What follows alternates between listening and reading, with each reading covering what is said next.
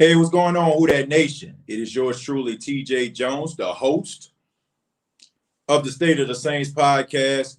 And welcome to the State of the Saints podcast live on YouTube, Facebook, and also on the audio podcast. Thank you very much for tuning in. And for a few minutes, this is not going to be long at all because coming up this afternoon will be an interview with a former Times-Picayune sports writer and now writer for The Athletic, Jeff Duncan. So if you're not doing anything at 3 p.m. Eastern Standard Time, 2 Central, check out the interview that will take place. And Jeff Duncan, we're going to be talking about New Orleans Saints with him. But I do want to talk a little bit about the New Orleans Saints. And the Saints just finished wrapping up practice for today. The storylines are coming out right now. A lot of bright spots. The guys that stood out in practice today. From what I hear, according to Mike Triplett and Larry Holder, Janoris Jenkins had one of the best plays of the day, him deflecting a pass from a newly acquired wide receiver, Emmanuel Sanders.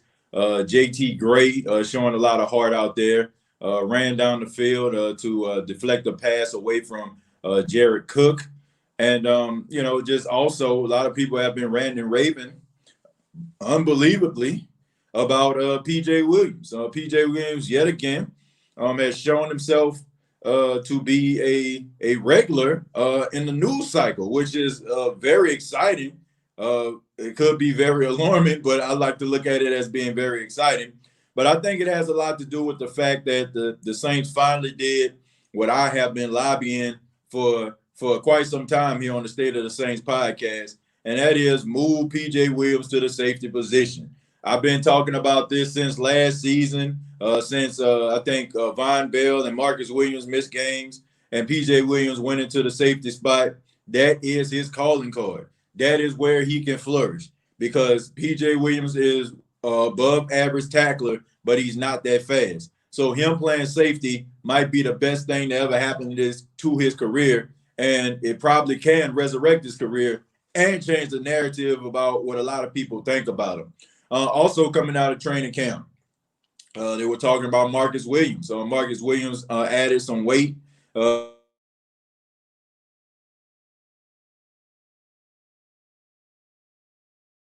He's looking pretty doggone good right now as far as, his size. So Dennis Allen is hoping that, it helps him with his tackling. So PJ Williams doing well at safety and Marcus Williams gaining some weight. Try to work on his tackling ability. So those are some things.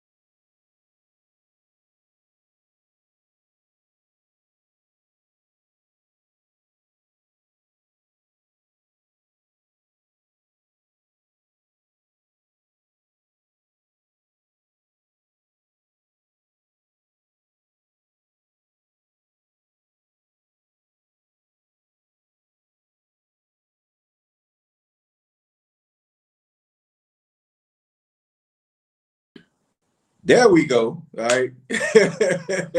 All right. So we're going to be answering questions from the Who Dat Nation right now, man. I'm opening the floor to you all. Those are the storylines I'm seeing right now. I got Twitter up right now. I was trying to see if I see any new news coming through. But right now, it's pretty much what I just mentioned. C.J. Gardner-Johnson was on the first team playing nickel on today. That's what I see right now. Let's see. Ty Montgomery had a really good training camp practice today as well. People were talking about how shifty he looked. I think him being in the Saints uniform is going to do wonders for his career. Shouts out to Weave Ready, who was first. Said, looking forward to your show. Who that? I appreciate it. Thank you for tuning in. I really do appreciate that. Shouts out to Dave. Says, who that from Jersey? Yeah, what's going on, man? All the way from New Jersey. Appreciate it. Chemo in the building saying, who that? We got Nelson in here. We got Yip in here. Good morning to you. SY from Houston. We got Ricky Smith saying what up. Then we got Iceman T. Oh yeah, shouts out to Dada #1. He in the building as well. Iceman T says, I'm gonna be honest, this us. Not good for Loomis, for Sean. What did he say? Delvin, bro, said that he played with injuries. Alvin's interview was very interesting. They said he had an ankle. Turned out it was a knee, and don't know. MT hurt. I guess we talking about guys actually playing through the pain. I guess that's what you're referring to, Iceman. There's a lot of people out there, that are very critical of some of these practices taking place by some of these NFL teams. The fact that they look at the bottom line before they even look at these players being actual people. Look, a player is going to do what a player does. He's going to play through the pain, but it's sometimes good for a coach to step in and intervene and say, hey, man, look, today ain't today. Okay, we need you down the line. We need you down the stretch. And I've been very critical about that, Iceman. I've been very critical about the New Orleans Saints and their practices, especially, having to fire 2 doctors from their staff because of the misdiagnosis, of Dalvin Bro. I feel like it's a disgrace. I feel like the fact that, it comes a time when you can't just think about yourself. You got to think about these players as human beings and protect them from themselves. So I don't know if anything's coming down the pipe because, honestly, Iceman, this has been stuff that's been going on in football for a very long time. So I don't think that Dalvin Bro would be the whistleblower for things that people don't already know. We know we live in a society today where people don't want to look at themselves in the mirror because if they do, they might not like what they see, and they might have to create change. And for them to create change, that would mean that something is wrong with the sport that we love called football. And I don't think the world is ready to have that type of conversation just yet. I mean, we've seen it when Dr. Bennett Amalu came out, a couple of years ago talking about CTE, him and Dr. Cyril Wett, the guy who was famously known for the JFK assassination, saying that he felt like it was a conspiracy. He wrote several books on that. But there are so many people, that are out here been trying to talk to the NFL about how they do certain practices, but it hasn't been successful yet. So when we look at people like Dalvin Bro, we looking at people like Alvin Kamara, we look at other people like Michael Thomas, who was playing with a broken hand. I don't think things are going to change. It's unfortunate, Iceman, but that's just the way that the NFL is. Iceman also has another question. He says, why didn't hold on. I just lost my spot there. Let's see. There we go. Another question. Why didn't Sean Payton put Mike T's hand injury on the injury list? Very suspect behavior by Sean. And I'm going to say it now. If he is playing these players knowing that they are hurt, that's pathetic. I mean, well, Iceman, like I said before, this isn't anything that other coaches aren't doing. Sean Payton, he doesn't go into like details about players being injured. Andrews Pete is a guy that's the most recent, right? They said he had a hand injury, which I'm pretty sure, it was broken, which came out, it was broken. But, that's just the way that he does. But there's a lot of coaches out there that do it the same way. That's just the way the NFL is. It's unfortunate, but that's the way it is. Trevor says, who that say you want to do that? How you do that there? Drew Brees says, hey, TJ, do you think Tommy Stevens can be a dominant tight end? I don't know about dominant, but I feel like, if he buckles down and he really takes the position serious, he can be, a pretty decent one, The new signing of Ethan Wolf, 6'6", 260-pound tight end, should he get some reps? Well, I guess it's up to the team. Honestly, I watched that guy when he was at Tennessee. He was a good red zone threat when he was there. He played for the Rams. He was on their practice squad, and the Saints picked him up. I think with the size and the weight that he carries, I think that he'll probably be a good red zone threat. He's a good pass catching tight end too. I think they're going to see what they have with him. I mean, it's a great opportunity for him, especially since Josh Hill is out of the lineup. Marvin says someone had a thumb injury. I think that was who? Oh yeah, you're talking about Drew Brees. You think Pete will start week 1? I think he will. They said that he's only going to miss about 2 weeks. It takes about 4 to 6 weeks for a broken hand to be healed, and, so they probably going to try to speed up the process. I mean, I'm pretty sure they can get him to a position where he can play with it, but I wouldn't want to do it. I mean, I think Nick Easton can do a really good job in the absence of him. He did okay when Andrews was out last season, so I don't see why you got to rush him back. I don't. Saints Man says, you think Pete will start week 1? I answered that one already. Chemo says, do you see P.J. Williams keeping this up? I hope so. If he plays safety, I see him keeping it up because him being a safety, it kind of shows us his strengths.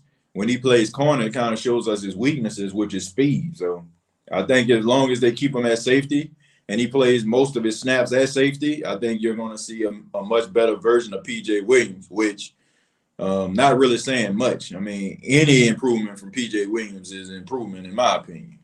TJs Window, thank you very much for $5. Says, you ashamed of me or something? Move them shades out the way so they can see me. I could be a star if it wasn't for you hiding me. Thank you very much, TJ's Window, for $5. No, I'm not ashamed. But I just didn't open the blinds just yet, man. I mean, I was if I open the blinds, it's gonna be really, really bright up in here, which is gonna cause you probably not to be able to see me. So, I'm the star of the show. I'm just Marvin says, Grill and Ryan call. Okay, thanks. Let's see. How is our new rookie linebacker doing? Chip, he's doing pretty good. Zach Bond is making improvements every single day. And everybody's been ranting and raving about him. And he even played with the one. So that got to tell you everything you need to know right there. They really are looking forward to seeing him on the field. Trevor says, what's the deal with Trotman? Haven't heard much about him yet. They've been talking more about Stevens as a tight end than Trotman. That's because of the change, Trevor. That's all it is. The fact that you're taking a quarterback, a guy that was known for throwing the football throughout college at Penn State and Mississippi State. I mean, it's just a more intriguing storyline than Adam Trotman. I mean, just because he's not being talked about doesn't mean that he's not a guy that's worth us anticipating hitting the field. So I just feel like the Stevens storyline is a little bit more intriguing than Adam Trotman, but I'm pretty sure we're going to be hearing about him really soon. I mean, this is just the second day of padded practice, so who knows? Iceman says, no, TJ. I know talking about Sean Payton players when he knows that they are injured. Why do that when the team is so stacked? We have so many options. Yeah, we got a lot of options, but I mean, I'm just saying, that's just the way the NFL. That's the culture. There's a question that constantly is asked by coaches to players. Are you hurt or are you injured? And like I said, players that play with a lot of pride. They're not going to say, "Man, I can't play," because they feel like somebody else is going to come up and take their spot. I mean, that is how you were taught. I mean, there are certain people out here in this world that will tell you that they play and they do things in certain situations. You know what I'm saying? Even when they're dealing with tragedy, pain, aches. That's actors and football players. Actors, like jobs are few and far in between. You know what I'm saying? So if you get opportunity, you kind of weather the storm. If the producer a-hole, he doesn't respect you, he's around here yelling and screaming, critiquing the way that you do things, you know, you weather the storm. And athletes, you know what I'm saying, sport athletes, you know, they play through a lot of things because the culture has taught them, like, it's rather you do it or we find somebody else to do it. So that's just the way that it is, man. Chemo says, looked like in the first practice that CD Deuce was getting smoked like brisket by a few people. Hopefully, the lights haven't gotten too bright. Then again, it was only the first practice. Hope he did better. I mean, he's starting at the nickel position. I mean, that tells you everything you need to know right there, too. You know, the fact that they instilled him into the lineup.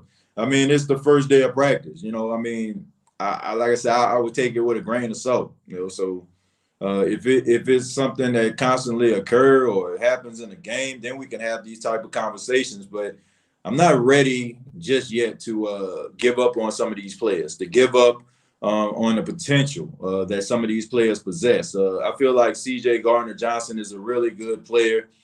He's a guy who has a mean streak, a guy that's not afraid to make mistakes. And he's also not afraid to go out there and put his head into, you know, a tackle or try to, you know, dislodge a ball away from a receiver or tight end. So I'm positive that he'll be able to do some great things this season. Dwayne, what's going on? He said, how did Andrews Pete break his thumb? Gripping another hamburger too tight and being afraid it may run out of his hand. Well, I don't know about that, Dwayne. I don't know, man. I just know that he broke his hand. I will say Andrews Pete came to practice looking really slim. You know what I'm saying? He lost about 30 to 35 pounds, if I'm not mistaken. He was moving around faster, and he was doing really well out there. So, I mean, this is just a setback for right now. You know, it's a setback, but I think he'll be able to weather the storm.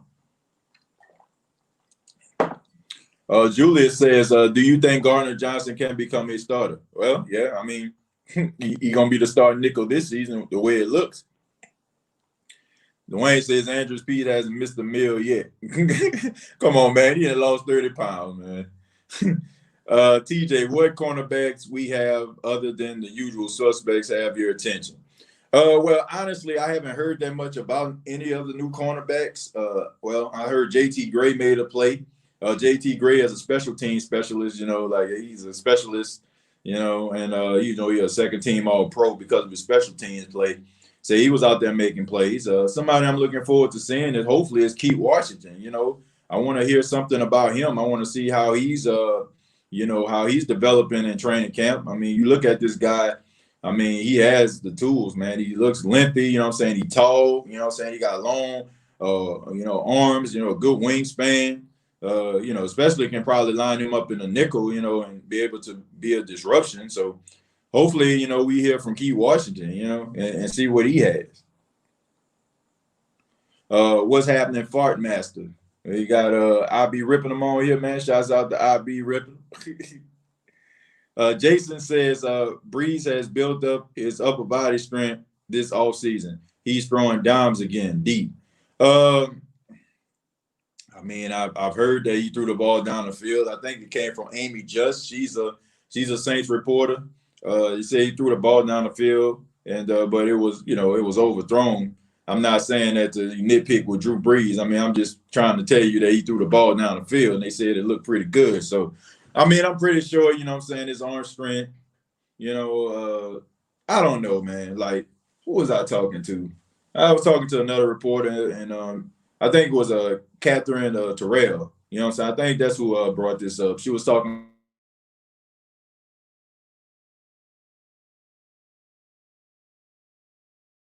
Drew Brees is ever going to have the arm strength of a Patrick Mahomes or Carson Wentz. Like, we just wasting our time if we think that's going to happen. Not going to happen. You know, I just feel like he can, improve on his upper body strength and maybe be able to, you know, throw the ball down the field a little bit more. But I just feel like you're not going to see it to a point where we can actually judge it analytically like we can on a Patrick Mahomes or a Carson Wentz. Those guys throw the ball down the field consistently. Drew Brees, I'll be surprised if Drew Brees throw a pass over 40 yards 10 times this entire season. All right, so I don't know, man. I'm not really big on the arm strength type thing because, honestly, Drew Brees never had arm strength. Kenneth says, good morning, my brother. Do you think Murray will get more snaps since they signed Montgomery? I really don't know. I hope so. I feel like you're wasting money by signing this guy if you're not going to use him. But, the Saints seem like, by them going out here getting all these tight ends and getting guys that are mostly known for blocking and pass catching, I think that's a good sign for the running game. So if you think that by signing tight ends might be an indication that the Saints run the football, I guess this is the type of season for you because, Ethan Wolf is a good blocking tight end. He can catch, but he's a good blocking tight end as well. So that tells you everything that you need to know as far as what the Saints are trying to do. Well, at least that's what it seems like. I don't know. I'm doing double duty, watching the State of the Saints podcast on my device and live Saints training camp interviews at the same time. Yeah, I appreciate that, Jerry. I haven't seen many press conferences come across the line just yet. I know that Sean Payton, he had an interview not too long ago. I didn't get a chance to watch it. Most of the stuff that I told you all about during the opening of the podcast was about it came from reporters that were actually at camp. So pretty sure a lot of stuff happened. And like I said, man, we're going to have Jeff Duncan on the show so we can kind of talk a little bit more and get his opinion on some of the things that are going on in Saints camp. Like I said, this is not going to be a long State of the Saints podcast because we're going to be coming back at 3 p.m. Eastern, 2 p.m. Central Standard Time talking to Jeff Duncan. So that way, we'll be able to hear what he has to say. I think he was out there at training camp.